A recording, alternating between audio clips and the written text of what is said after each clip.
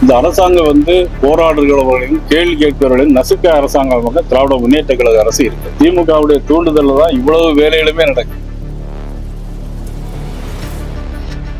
ஆளுங்கட்சி தரப்பா எல்லா மிரட்டல்களும் தொடர்ந்து நடந்து கொண்டேதான். அவர் கட்சியில இருந்து அவர் இன்னைக்கு நீக்கி உத்தரவு இருக்காங்க. காங்கிரஸ் கட்சி இந்தியாவில் ஆட்சி செய்யும் போது 90 தடவை ஆட்சியை கலைச்சிருக்காங்க. எல்லா மாநிலங்களுடைய ஆட்சியை 90 தடவை கலைச்சிருக்காங்க. இன்னைக்கு நாங்க ஆல் இந்தியா அளவிலே கூட்டணிக்கு எல்லாம் முக்கிய மந்திரி சபையெல்லாம் கொடுத்திருக்கிறது. எங்க பாரத பிரதமர் நரேந்திர மோடி அவர்கள் மிகப்பெரிய மந்திரி சபையில கூட்டணி எல்லாம் கொடுத்திருக்காங்க. அந்த கூட்டணியை வளர்க்கிறது தான் எங்களது நோக்கமே தவிர, அவர் சொல்ற மாதிரி காங்கிரஸ் கட்சி நாட்டை துண்டாடுற கட்சி காங்கிரஸ் கட்சி.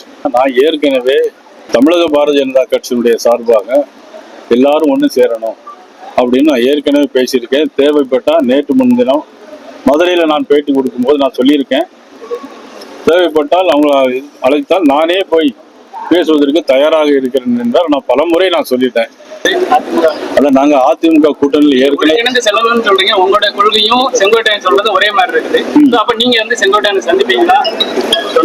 அது என்னன்னா, அவங்க அதிமுக எங்களுடைய கூட்டணியில் இருக்கிறாங்க. அதிமுகவுடைய பொதுச் செயலாளர் ஒரு முடிவு எடுத்திருக்கிறார்.